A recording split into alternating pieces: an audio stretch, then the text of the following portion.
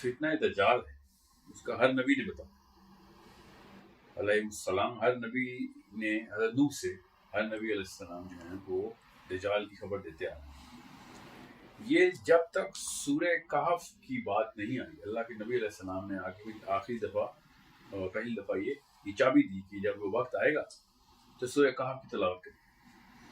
جو سورہ کہف ہے اس کی جو ہسٹری ہے وہ آپ سمجھ لیں تاکہ آپ کو پتہ چلے. کسی بھی بندے کو پتہ ہونا چاہیے, ہر مسلمان کو پتہ ہونا چاہیے کہ سورہ کہف کی بیسک ہسٹری کیا ہے. میں جلدی کر کے جتنا چھوٹا کر کے بتا سکتا ہوں. یہودیوں کو مدینے کے بارے میں پہلے سے پتا تھا. اہل یہود کا سسٹم آپ کو سمجھنا چاہیے کہ ان کا انبیاء کی لسٹنگ کیسے کرتے ہیں, وہ کس نبی کا انتظار کر رہے تھے, کیوں کر رہے تھے. یہ میں چھوٹا سا کر کے بتاتا ہوں, اس کی تفصیل آپ نے ضرور پڑھنی. اہل یہود کے ہاں یہ بڑا سمپل سا کانسیپٹ ہے کہ جو موسیٰ کے بعد جتنے بھی انبیاء آئے ہیں بنی اسرائیل کے, وہ ایک آخری نبی کی خبر دیتے آئے ہیں. یہ اہل یہود کو پتہ ہے. ہر شریعت میں ایک آخری نبی کا ایک خاتم النبیین کانسیپٹ ہے. تو عیسائی کہتے ہیں کہ عیسیٰ ہیں بس, اور ان کا پورا مطلب باقی کے انبیاء کو بھی ریکگنائز کرتا ہے. انجیل میں سارے انبیاء کو انبیاء ہی کہا گیا. بہرحال تو یہودی جو ہیں وہ اس نبی کا ویٹ کر رہے تھے. حضرت صفیہ رضی اللہ عنہا جو ہیں ام المومنین, جو دو ٹاپ کے اسکالرز جو تھے اس وقت کے, جو دنیا کے سب سے بڑے ریبائز تھے, ان کی بیٹی اور بھتیجی, انہوں نے اپنی حدیث پہ ریکارڈ بھی کروائی. اس وقت صحیح بخاری میں حدیث اسی طریقے سے ہے کہ جب ان کے والد اور ان کے چچا جو تھے, انہوں نے جب پہلی دفعہ اللہ کے نبی علیہ السلام سے پوری طرح آ کے انٹرویو لیا اور پھر گھر آگے کیا بات کی, اس وقت حضرت صفیہ کہتی میں چھوٹی تھی, اتنی چھوٹی نہیں تھی کہ مجھے یاد نہ ہو, مجھے پوری طریقے سے پتا ہے کیا بات ہوئی تھی, اور انہوں نے اسی طریقے سے وہ ڈائلاگ لکھا ہے. وہ ڈائلاگ کیا وہ میں آپ کو بتا دوں تاکہ آپ کو یہ سے آپ کو سبق سمجھ آ جائے. پھر میں اہل یہود کا کانسیپٹ بتاتا ہوں. ان کے والد جو تھے وہ اس وقت کے ٹاپ ریبائی تھے. انہوں نے آ کے کہا کہ چچا نے پوچھا کہ دونوں مل کے آئے تھے مگر لوگوں کے سامنے بات نہیں کر سکتے تھے, تو گھر کا دروازہ بند کیا اور کہا کہ کیا سمجھتے ہو تم. تو ان کے والد صاحب نے کہا کہ یہ بندہ وہی ہے جس کا ہمیں بتایا گیا. اور جو چچا تھے انہوں نے کہا کہ آر یو شور, بالکل صحیح طریقے سے تم نے اس کا اندازہ لگایا. تو والد صاحب نے کہا ہاں میں بالکل شور کہ وہی. اور پھر چچا نے کہا معصوم طریقے سے پوچھا کہ پھر ہم بیعت کر لیں گے اس پہ. تو ان کے والد نے کہا نہیں, کبھی بھی بیعت نہیں کروں. سمجھ رہے. اس کے اوپر اللہ تعالیٰ نے پھر آیت نازل فرمائی کہ یہ تم ایسے ہی پہچانتے ہیں جیسے باپ بیٹے کو پہچانتا ہے. اس آیت کا یہ سیاق و سباق ہے. اور کیوں نہیں انہوں نے کیا, یہ ایک الگ بحث ہے, اس کا دجال سے اتنا تعلق نہیں ہے, وہ ایک کسی اور دن کریں گے ہم. میں آپ کو یہ بتا دوں کہ وہ ڈھونڈ کیا رہے تھے. انہوں نے آگے پوچھا کیا تھا. یہودیوں نے مدینے میں آنے کا جو سفر تھا نا وہ اللہ کے نبی صلی اللہ علیہ وسلم سے بہت پہلے کا کر رکھا تھا. یہ سلمان پارسی کے قصے سے بڑی تفصیل سے پتہ چل جاتا ہے کہ سلمان پارسی جو تھے وہ غلام بنا لیے گئے تھے اور ایک یہودی کے ہاں ہی کام کرتے تھے. اور وہاں سے ان کو خبر ملی کہ یہودیوں کے ان کے جو مالک تھے اس کو خبر آئی کہ وہ ایک نبی کا اعلان ہو گیا. وہ بڑے ایکسائٹیڈ ہو کے گئے تھے اللہ کے نبی صلی اللہ علیہ وسلم کے پاس. وہ جا کے انہوں نے پوچھا کیا تھا اللہ کے نبی صلی اللہ علیہ وسلم سے. انہوں نے جا کے پوچھا, میں اسی طرح بتاتا ہوں آپ کو, پھر بعد میں اس کی تفصیل کروں گا. انہوں نے کہا کہ سورہ کہف سناؤ. اب انہوں نے کہا نہیں ہے کیونکہ سورۃ نازل ہی نہیں ہوئی تھی, مگر انہوں نے جو 3 سوال کیے اس کے جواب میں اللہ تعالیٰ نے سورہ کہف نازل فرمائی. اب یہ بہت غور سے سننا ہے آپ نے. اب انہوں نے کہا کہ روح کیا ہوتی ہے وہ بتاؤ. دوسرا سوال ہے ذوالقرنین کا قصہ بتاؤ. اور نمبر 3 سوال ہے اصحاب کہف کی تفصیل بتاؤ. یہ غور سے سمجھنے والی بات ہے کہ یہودی نے یہ سوال کیوں کیا تھا فرسٹ انٹرنس پہ. اب اس سے تھوڑا سا پہلے آ جائیں کہ وہ مدینے میں پہلے ہی کیوں آئے ہوئے تھے. ہمیں یہ تفصیل پتہ چل جاتی ہے اسلامک ٹیکسٹ کے تحت کہ یہودیوں کو اپنی کتب میں یہ بتایا گیا تھا بڑا کلیئرلی کہ نشانیاں کیا ہیں اس جگہ کی جہاں پہ نبی نے آنا ہے. یہ بھی پتا تھا کہ وہ نشانی کیا ہے اس نبی کی جس نے آنا ہے. ٹھیک ہے. یہ ہمیں حضرت سلمان فارسی کے قصے سے بہت اچھی طریقے سے صاف سمجھ میں آتی ہے کہ عیسائیوں کو بھی پتا تھا کہ اللہ کے نبی صلی اللہ علیہ وسلم نے آنا ہے. اب میں بھی اس تفصیل میں بھی نہیں جاؤں گا, یہ بھی آپ کو سیرہ پڑھنی پڑے گی. میں اس وقت دجال کے کانٹیکس میں بتا رہا ہوں کہ ہمیں یہ پتا ہے کہ اصفہانی یہودیوں میں سے دجال نے آنا, یہ حدیث ہے. پھر لد پہ اس کا مقابلہ ہونا ہے عیسیٰ علیہ السلام سے, وہ بھی اسرائیل میں. یہودیوں کی طرفداری کرنی ہے اس نے, یہ بھی ہمیں پتا ہے. یہ اس لیے میں آپ کو سب کچھ بتا رہا ہوں کہ ہمیں یہ پتا ہو کہ اہل یہود کا کانسیپٹ کیا تھا. وہ اس نبی کا ویٹ کر رہے تھے. ان کو اس جگہ کی بھی نشانیاں پتہ تھی کہ وہ جو دو والکینوز کے بیچ میں ایک ایسا باغ ہے پام ٹریز کا, اس کے بیچ میں ایک شہر ہوگا, فلاں فلاں اور بھی بڑے معاملات ہیں. مگر ہم اس کو بہت ہی بس کیجولی دیکھ لیتے. ہمیں یہ نشانی پتہ ہونی چاہیے کہ دجال نے یہودیوں کی سائڈ کیوں لینی, یہ پتہ ہونا چاہیے. یہودی ہمیشہ سے اس نبی کا ویٹ کرتے آئے ہیں, اور یہاں تک کہ وہ جس بندے کو بھی شائبہ ہوتا تھا کہ یہ ہے, اس پہ جا کے وہ پھر سورہ کہف کی تلاوت مطلب ہے کوشچن کرتے ہیں. سو یہ دجال کی کوئز ہے. دجال کو ٹیسٹ کیا جائے. دجال تو ہم کہتے ہیں, وہ مسیح کہتے ہیں کہ مسیح کا ٹیسٹ کرائٹیریا تھا کہ جس کو یہ ٹیکنالوجی پتا ہوگی, اس ٹیکنالوجی کے بارے میں علم ہوگا, تو وہ ہمیں پھر بچا کے دنیا کی سرداری دے دے گا. یہی ہے ان کا بیسک مذہب. اور یہ جو دنیا کی سرداری ان کو چاہیے باقی تھی, اللہ تعالیٰ نے انہی کو سرداری دی تھی, بنی اسرائیل کے بعد ہی سرداری. اور یہ وہی سرداری اینڈ میں چاہ رہے ہیں, اور دجال وہی سرداری آ کے ان کو آخر میں آ کے دینے کی کوشش کرے گا. دے گا بھی, ایک وقت تو آئے گا حدیثہ تک تو اس کے پاس ہی ہوگی سرداری. تو پوائنٹ یہ کہنے کا کہ جو اہل یہود کا کانسیپٹ ہے نا نبوت کا, آخری ختم النبیین کا, وہ بہت احتیاط سے سمجھنے کی ضرورت ہے. اس سے ہمیں پتہ چلتا ہے کہ سورہ کہف کی کیا ویلیو. تو سورہ کہف کے لیے اہل یہود کے پاس پہلے سے علم کیا تھا کہ اصحاب کہف کے ساتھ کیا ہوا. ہم یہ سوچتے ہیں کہ انہوں نے یہ کہا کہ اگر تم نبی ہو تو تمہیں اصحاب کہف کا پتہ ہوگا, تو اس کا یہ مطلب ہے کہ تعداد پتہ ہوگی اور وہ واقعہ اور سٹوری پتہ ہوگی. سٹوری میں تو کوئی ایسی بات نہیں. سٹوری کے اندر جو ایکسٹراڈنری حقیقت ہے وہ اس کے ظاہر اللہ کے نبی صلی اللہ علیہ وسلم کو اللہ نے خالی کہانی تو نہیں سنائی نا, پورا کا پورا قصہ جس طریقے سے اللہ تعالیٰ نے دیکھا ہے ویسے ہی اللہ تعالیٰ کے نبی صلی اللہ علیہ وسلم کو اس طریقے سے علم دیا جا رہا تھا جبرائیل کے تھرو. سو اصحاب کہف کا جتنا بھی معاملہ ہوا ہے, وہ 300 سال کیسے ایک ہی دن میں سوئے ہیں, ٹائم ٹریول کیسے کر لیا انہوں نے, یہ پورا کا پورا ٹائم ٹریول کا کانسیپٹ اہل یہود چاہ رہے تھے کہ اس نبی کو پتہ ہوگا تو ہمیں بھی کروا دے گا. اس کا ثبوت یہ ہے کہ اللہ تعالیٰ کے نبی صلی اللہ علیہ وسلم نے دجال کی پہلی نشانیوں میں سے ایک نشانی بتائی ہے کہ وہ ٹائم کو اسٹریچ کرے گا, ایک دن اس کا 1 سال کا ہو, اس کا ایک دن 1 سال کا ہو. اصحاب کہف کا ایک دن 300 سال کا تھا, سمجھ رہے. اگلا دن ماہ کا ہوگا, پھر اگلا دن ہفتے کا, پھر اگلا دن ایک دن کا ہوگا. یہ پورا اصحاب کہف کا ہی ایک ٹیکنالوجیکل ایسپیکٹ ہے. وہ کیا ٹیکنالوجی ہے, ظاہر ہے وہ سائنس کی ٹیکنالوجی تو نہیں ہے, وہ بیسکلی تو پورٹل کی ٹیکنالوجی لگتی ہے. سو اہل یہود وہ وسیع ڈھونڈتے ڈھونڈتے آئے اور انہوں نے کہا کہ ہمیں بتاؤ اگر تو تم نبی ہو تو پھر تمہیں ان 2-3 چیزوں کا پتہ ہو. دوسری کیا چیز ہے, ذوالقرنین. ذوالقرنین کا جو کانسیپٹ ہے وہ بھی سورہ کہف میں اسی طریقے سے تفصیل سے بتایا ہے. اور ذوالقرنین نے بھی اب 2 پورٹلز کھولی ہیں اور وہ 3 الگ الگ ایکسٹرا ٹیرسٹریل معاملات کر کے انٹر گلیکٹک سفر کرتا تھا. اور یہی وہ چاہتے ہیں. یہ اس کا ثبوت بھی ہے تمیم الداری کے حدیث سے کہ وہ کس پورٹل سے انٹر ہو گئے تھے. یہ مسلمانوں کی پتہ نہیں کیوں سائیکالوجی میں بتائی نہیں گیا کہ ہر بندے کو پتا ہے کہ دجال نے حدیث کے تھرو اینڈ آف ٹائم میں آنا ہے. قیامت کی نشانیوں میں سے ایک ہے دجال. تو اینڈ آف ٹائم میں آنا ہے, تو تمیم الداری تو اینڈ آف ٹائم میں نہیں تھے نا, وہ تو اللہ کے نبی صلی اللہ علیہ وسلم کے دور میں. تو پھر وہ ان کو کیسے مل گئے ہیں؟ یہ تو پھر ارلی ٹائم میں آنا تھا نا. نشانی تو یہ ہے ہی نہیں کہ ارلی ٹائم میں آنا, نشانی تو آخری کے ٹائم میں آنا. اس کا مطلب ہے کہ اس نے وہ ٹائم ٹریول کیا. اس کا مطلب یہ ہے کہ یہودی واقعی اس ٹائم ٹریول کو تو پرکھنے کے لیے آتے ہیں. اگر تو ہے تو تجھے پتا ہونا چاہیے کہ پھر وقت کے ساتھ کیسے کھیلتی. یہ بڑے اطمینان سے سوچنے والی باتوں میں سے ایک ہے کہ اہل یہود کے اندر یہ جو نبی کا انتظار ہے اور ان کے ان سوالوں کے اندر کیا ایسا راز چھپا ہوتا ہے, وہ سورہ کہف بتاتی ہے. اس لیے امام نووی نے کہا ہے, امام نووی نے بڑے احتیاط سے الفاظ کا استعمال کیا ہے کہ جو سورہ کہف کے اندر غور کرے گا اس کو وہ نشانیاں مل جائیں گی جو دجال کے وقت اس کو بچائیں گی. یہ بعد کے جو صحابہ کے بعد جو دور گزرا ہے, صحابہ کے فوراً بعد, ان سب کو یہ باتیں ایسی ہی پتہ تھی جیسے میں اس وقت کر رہا ہوں. یہ بعد میں پھر ری انٹرپریٹ ہوئی ہیں ساری باتیں, جب نئی زبانوں میں ترجمے ہوئے ہیں, یا پتہ نہیں کہاں پہ ہوا ہے, یا جب منگولوں نے تاتاریوں نے حملہ کیا شاید اس کے بعد کا واقعہ ہے.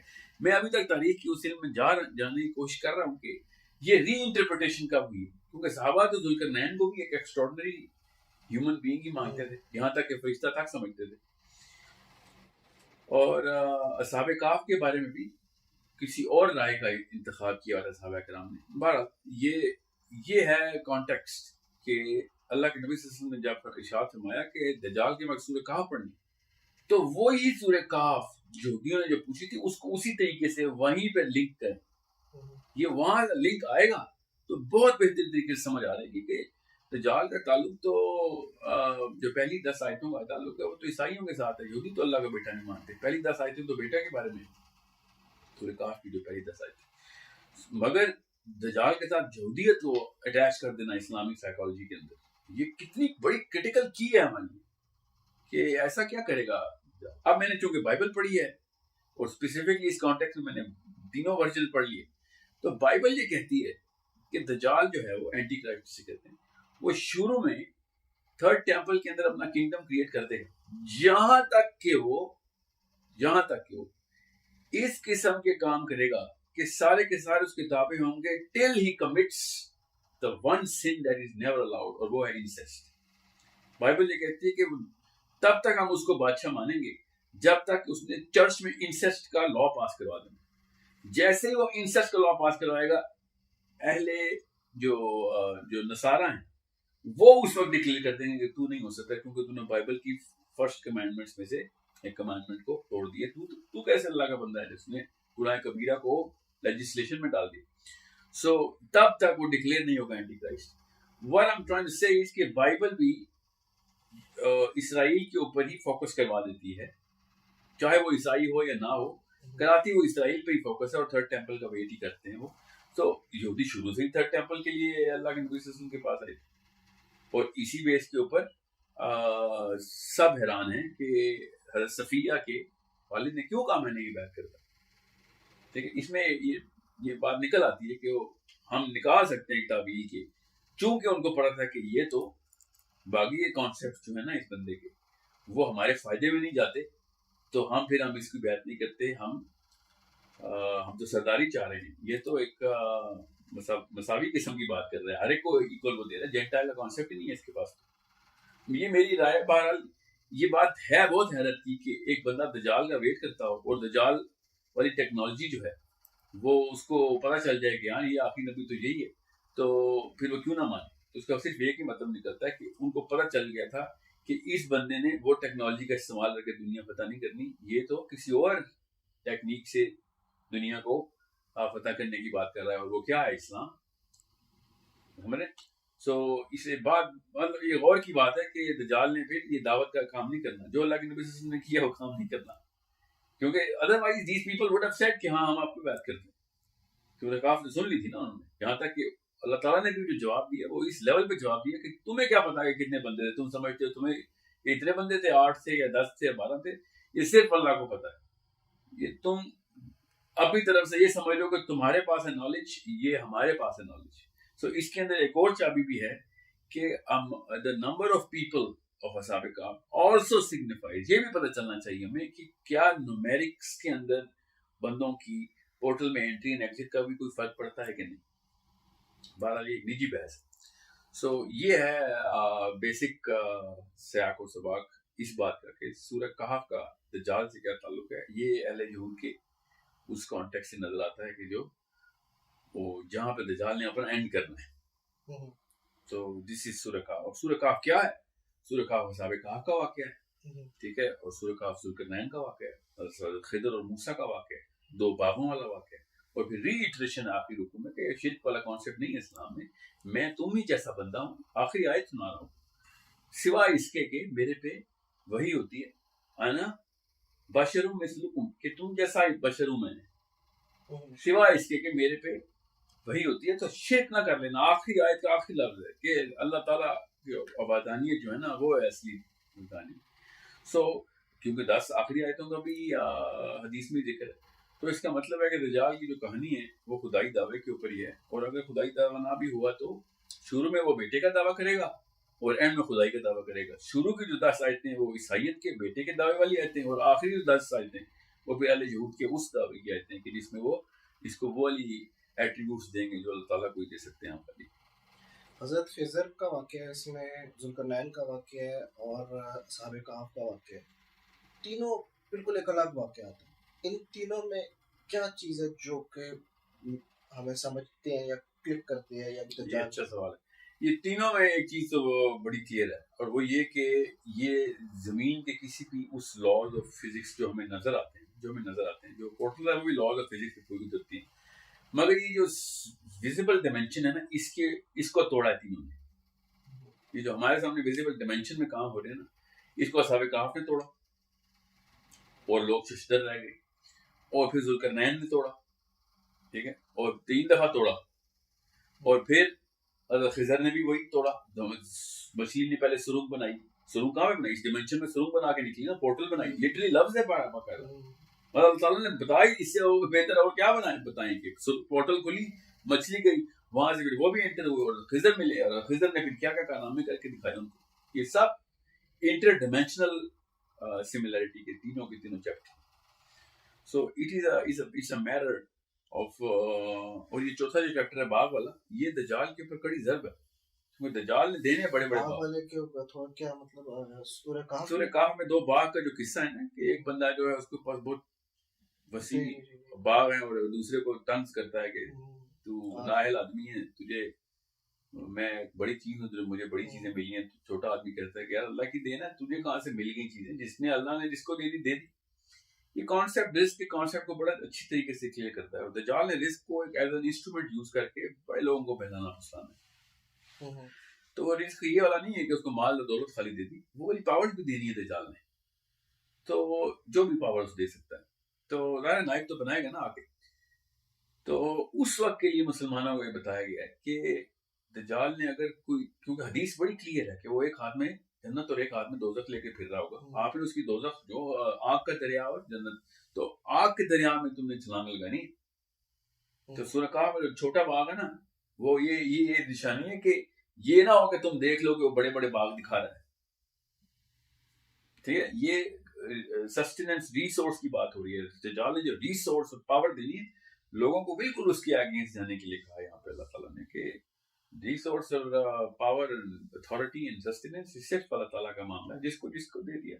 یہ تو ہماری لیٹر آن سائیکالوجی میں ڈالا گیا کہ ٹیکنیک اسلام کا حصہ ہے. ٹیکنیک اسلام کا حصہ نہیں ہے. ٹیکنیک کی سینس بھی اللہ ہی دیتے ہیں. نہیں تو جتنے لوگ اس وقت آئی کیو اچھا رکھتے ہیں, سب کو بلینئر ہونا چاہیے. ہمیں زیادہ تر بلینئر تو بالکل بھی آئی کیو نہیں رکھتے. ایسے سے ڈیسیژن بلینئر بھی لیتے ہیں جو کہ اور میں بھی لے کے دکھاؤں تو سڑک پہ آ جاؤں گا, مگر وہ نہیں آتے. یہ سارے معاملات بڑے, it's a totally different discussion, it's a totally different fluid dynamics اس کے تھرو اللہ تعالیٰ رزق کا معاملہ کر رہے ہیں. سو اوپر سے باغ کی تو کہانی کیا کرنی ہے, جب بارش ہوگی تو اللہ نے بارش دینی ہے, تو کھیتی ہوگی. سو اللہ تعالیٰ نے اس کو ایز اے بڑا کلیئر ایگزامپل دے کے بتایا کہ نو میٹر واٹ ہیپنس, جو معاملات اللہ نے کبھی بھی انسان کو نہیں دیے, جیسے کہ موسم, جیسے کہ کھیتی, جیسے کہ اس کی فرٹیلیٹی, یہ سارے کبھی بھی انسان کے پاس نہیں آئے. یہ اللہ تعالیٰ نے ایسی بیسس اپنے پاس رکھی ہوئی ہے کہ یہ دنیا کی جتنی بھی اکانومی آگے چلی جائے گی, اگر یہ والے 3-4 کریٹیکل فیکٹرز جو ہیں یہ اللہ تعالیٰ ہلکا سا بھی ہلاتے ہیں تو باقی کی ساری اکانومی کو زیرو سے ضرب دے دیں گے آپ. So we have to be a very clear believer کہ بڑا باغ تجھے دے دے گا دجال تو خیر ہے, ہمیں اللہ نے بتا دیا کہ وہ لے بھی لیتا ہے, وہی دینے والا ہے, وہی لینے والا ہے. سو یہ چوتھا ہے اس کا چیپٹر. باقی تو سارے چیپٹرز انٹر ڈائمینشنل ہی ہیں. میرا اپنا وہ مان لیا کہ یہ بھی انٹر ڈائمینشنل قصہ ہی ہے, مگر چونکہ ظاہری ایسا نہیں ہے تو اس میں کیا زبردستی کی تعویلات نکال لی. ہم ون بائی ون ان واقعات میں ایسی باتوں کو جو آپ کے انٹر ڈائمینشنل اور انٹر گلیکٹک کرتے ہیں ان کو ڈسکس کرتے ہیں کہ اس کیا جیسے ذوالقرنین میں کب انٹر ڈائمینشنل گیا, کیونکہ اس کو آپ کو ہم سنتے ہیں اسلام میں ایسی کوئی بات نہیں ہے. اور یہ کہاں سے یعنی آپ جب یہ کلیم کرتے ہیں تو آپ کہاں سے یہ بات اٹھاتے ہیں, کیونکہ دیکھیں یہ آپ کی انٹرپریٹیشن میں یہ ایگزسٹ نہیں کرتا, کیونکہ یہ آپ کی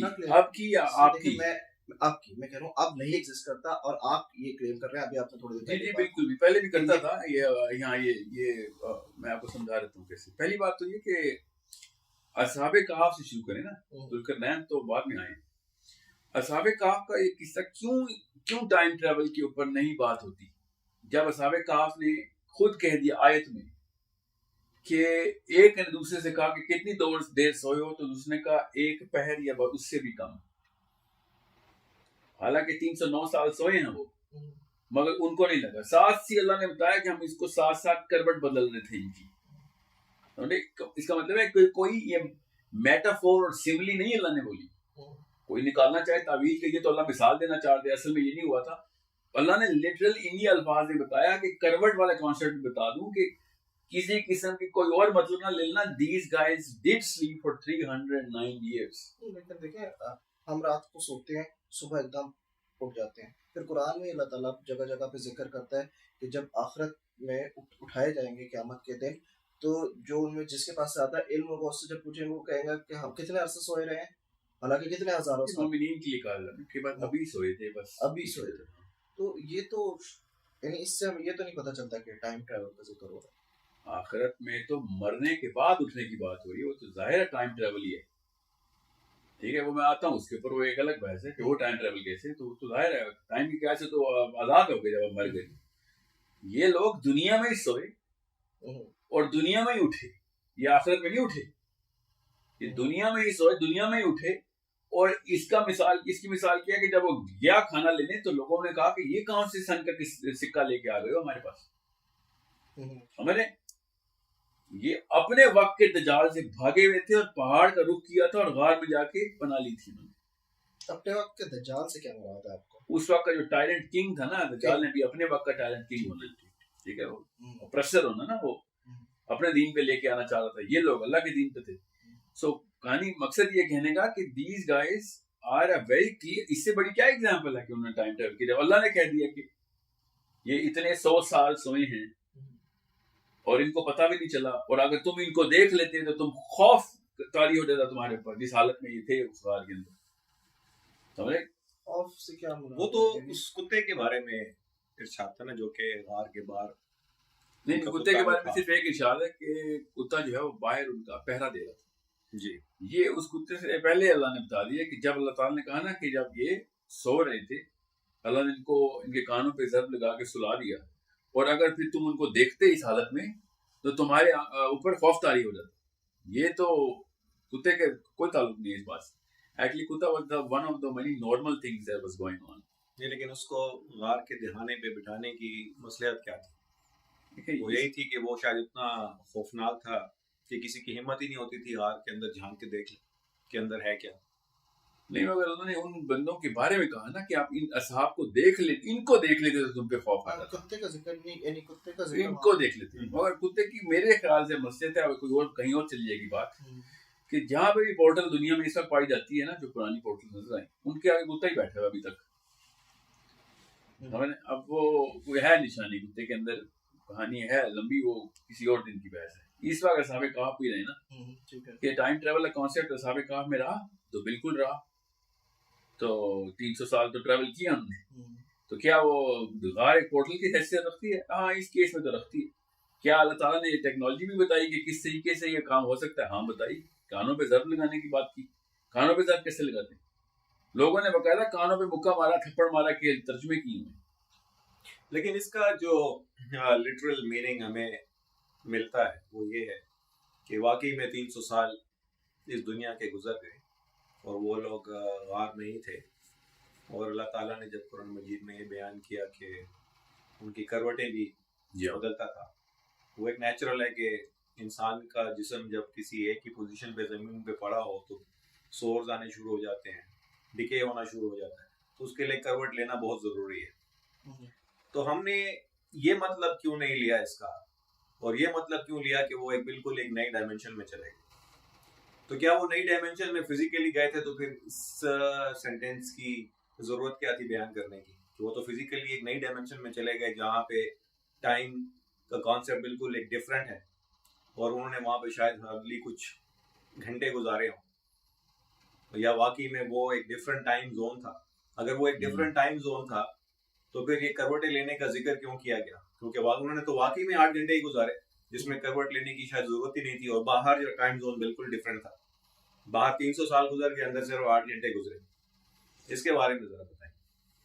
ٹھیک ہے، اگر تو وہ اٹھے ہوتے نا اور ان ہوش میں 1 घंटा भी गुजारा होता किसी और जोन में और यहाँ पे वो 300 साल गुजरे होते तो फिर तो मैं समझ सकता था। अब चूंकि इस केस के अंदर वो सोए इसी जमीन पे हैं, ये तो सबूत है कि करवटें बदली जा रही हैं।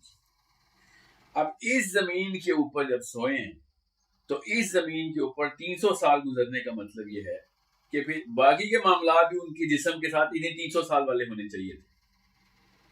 अल्लाह ताला ने कहा करवटें बदल, अल्लाह ताला ने कहा कि मैं इनके नाखून कटवा रहा था और बाल कटवा रहा था। समझ रहे? बंदा 3 महीने भी सोए तो उठता तो उसकी दाढ़ी बड़ी होती है और नाखून बड़े होते। तो जब वो 300 साल सोने के बाद जब उठे हैं तो एक दूसरे को उन्होंने ये तो नहीं कहा कि ये क्या हुलिया बनाया हुआ तुमने, उन्होंने कहा कि अभी सोया था आधे पैर का। समझ रहे? इसका मतलब है कि वो इसी दुनिया में इसी डायमेंशन के अंदर क्योंकि जमीन पे ही थे वो 300 साल का टाइम ट्रेवल कर गए वो। इसलिए मैं आपको बता रहा हूँ, अदर इफ दे जुल्करनैन ने अपने होश में खुद ट्रेवल करके पूरा वक्त गुजारा। हमारे इन्होंने अपने होश में नहीं गए, अल्लाह ने इनको सुलाया, इनको वो निशानी नहीं दिखानी थी अल्लाह ने। समझ रहे? वरना अल्लाह ताला ने ये लोगों को निशानी दिखाती ना, हमें निशानी दिखानी थी। इनको निशानी दिखानी होती तो मूसा की तरह खिजर के से मुलाकात करके पोर्टल में एंटर होते, या जुल्करनैन की तरह निशानी देखे, या फिर और भी निशानी। So in this case, since their body was in the form के वो जिस फॉर्म में सोए हैं उसी फॉर्म के नाखून, उसी फॉर्म के बाल, उतनी शेव, उतनी दाढ़ी, वही कपड़ों के ऊपर कोई डस्ट नहीं, सब कुछ फरिश्ते जो हैं उस वक्त उनकी टेक केयर कर रहे हैं। कैसे? करवट बदलने। ऑब्वियसली इसके अंदर एक बहुत बड़ी निशानी है कि वो करवट क्यों बदल रहे हैं। समझ रहे? वो करवट इसलिए बदल रहे हैं कि दुनिया में ही एक पोर्टल के अंदर वो 300 साल का टाइम ट्रेवल करेंगे। अगर वो किसी और चले जाते और वापस आते तो फिर करवट बदलने की जरूरत नहीं थी ना। आधे घंटे में क्या करवट बदलनी किसी की। समझ लें कि वो किसी और गैलेक्सी में भेज दिए गए, समझ लें। तो वहां पे आधा घंटा ही सोएंगे, यहाँ पे 300 साल गुजर जाएंगे। समझ गए? तो फिर फरिश्ता अपनी करवट नहीं बदलेगा। कुरान में क्या कहा है कि कितने अरसे सोए हैं उन्होंने आपस में? 309 साल। 309 साल तो एक्चुअली वो सोए हैं ना, लेकिन जब वो उठते हैं तो आपस में क्या कि एक पहर सोया या उससे भी कम। एक पहर से क्या मुराद है? कि दिन का कुछ हिस्सा, दिन का कुछ हिस्सा, अगर दिन को 3 पहर 2-2.5 घंटे, 2-2.5 घंटे से, अगर मिसाल के तौर पे अक्सर दिन को 3 पहर में डिस्ट्रीब्यूट किया जाता है तो 3 पहर का मतलब 8 घंटे का एक पहर होगा। 8 घंटे के 3 पहर होगा।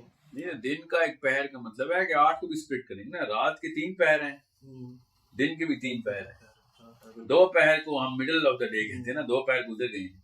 समझ रही? तो 4 और 4 घंटे तो 2.5-4-3 घंटे बस इतने सोए। कहने का मकसद ये है कि इस सवाल को दोनों तरीके से देखना पड़ेगा हमें कि did they travel out? No, of course they didn't travel out. अल्लाह ने कह दिया कि वो इधर ही है। फरिश्ता इनकी करवट बदलता है। ठीक है? ये एक और रवायत में मैंने बड़ी तफसील से पढ़ा है, उसकी सेहत पे जरा सा शक था, मगर रवायत ये थी कि जब असहाबे कहा का जो बंदा खाना लेके वापस आया ना तो लोग पीछे साथ आए थे।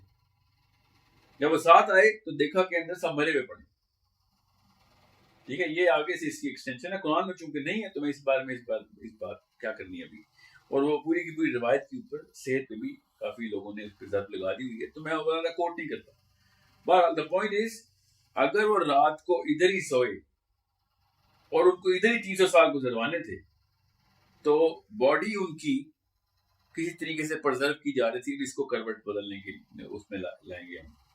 अदरवाइज देयर वाज नो वे कि फरिश्ता उनकी, असल में फरिश्ता उनकी, मैं आपको एक मिसाल देता हूँ इसकी, कि हमारी जिस्म का एक हार्मोन है जिसको GTX कहते हैं। GTX करता क्या है? वो बॉडी के तमाम सेल्स को रीग्रो करता है, क्योंकि हर सेल मर रहा है ना, हर सेल की उम्र है। तो जो GTX है वो अगर रुक जाए, ठीक है, तो बॉडी उसी वक्त एज इज जो है ना वो रीग्रो नहीं करेगी। तो नाखून भी नहीं बढ़ेंगे, बाल भी नहीं बढ़ेंगे, दाढ़ी भी नहीं बढ़ेगी, कुछ भी नहीं होगा। बट स्टिल डाइंग मैकेनिज्म फिर भी ऑन रहेगा। जो मर रहे हैं वो तो मरेंगे, GTX मरे को नहीं कुछ कहते। सो मोर देन 1 मिलियन सेल्स खाली ब्रेन में रीग्रो करता है GTX पर minute. More than 1 million sales पर मिनट रीग्रो करता है GTX। यहाँ पे थायराइड कहते हैं इसको। What I'm trying to say is कि इतना आसान नहीं है कि हम कहते हैं कि ओ जी ये हुआ था तो वो हुआ था। अल्लाह ताला ने बात जितना बताना था वो ये कि हिंट ले लो कि 309 साल तो दुनिया में उन्होंने ऐसे 4 घंटे में गुजारे हैं।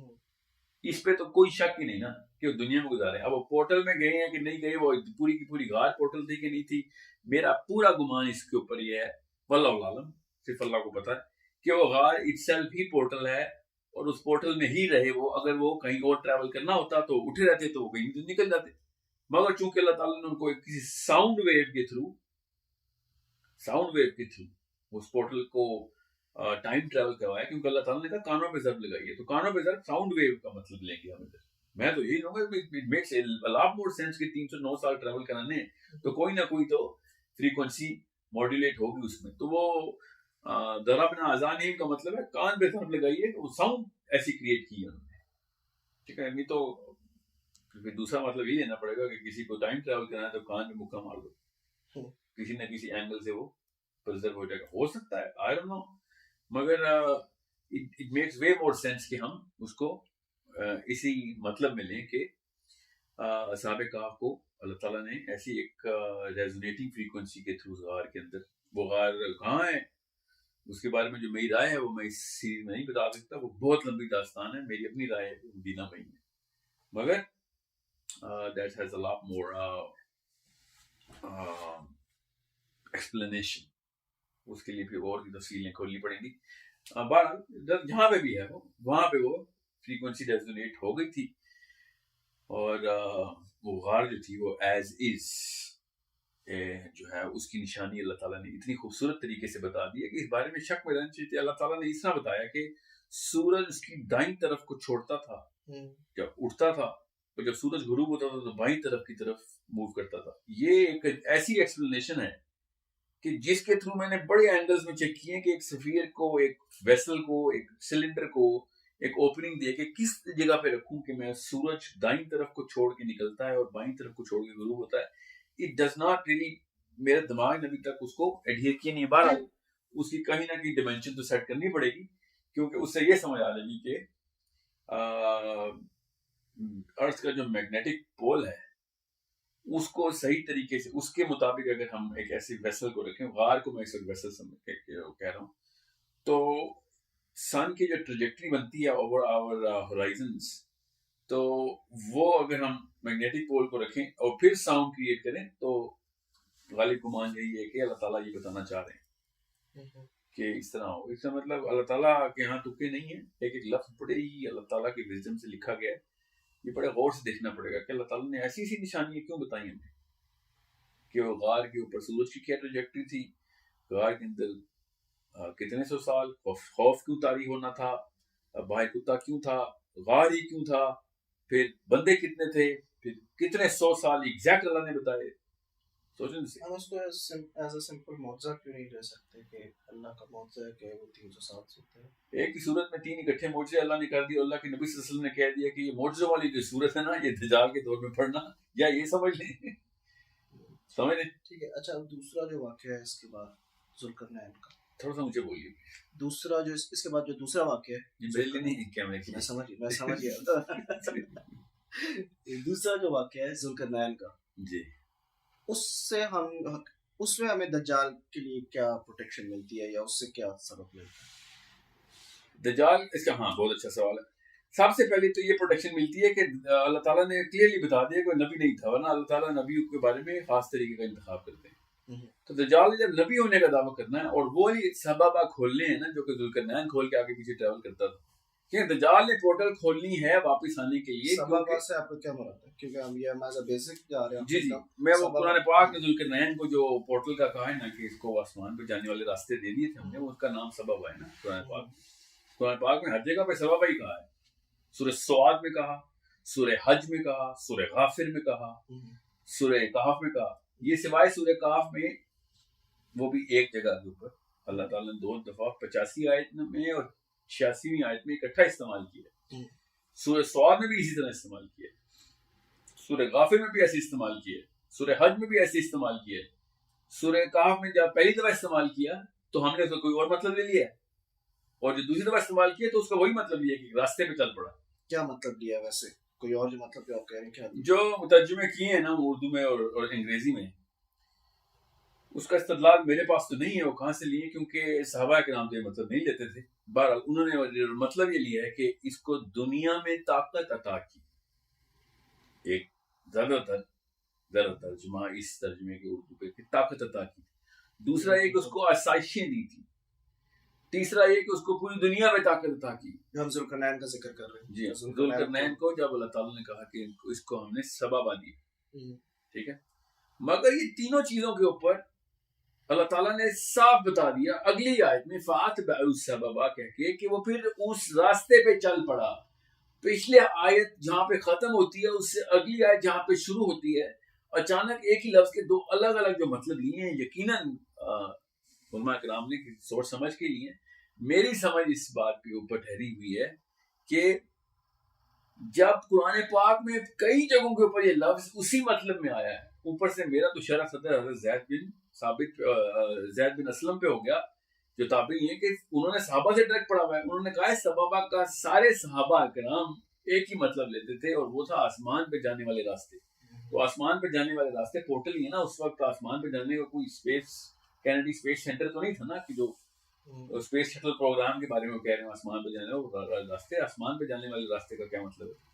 میرے خیال سے ہم ذوالقرنین کا جو واقعہ ہے نا اس کو تھوڑا سا ریفائن کر لیتے ہیں. مگر میں اس کو دجال سے نسبت دے دوں کہ اس کا فائدہ کیا ہے. تو دجال چونکہ واپس آنے کے لیے ٹائم ٹریول تو کرے گا، اس میں تو کوئی شک نہیں ہونی چاہیے کہ ٹائم ٹریول ہے. حضرت تمیم الداری سے مل چکا ہے وہ تو ٹائم ٹریول تو کرتا ہے.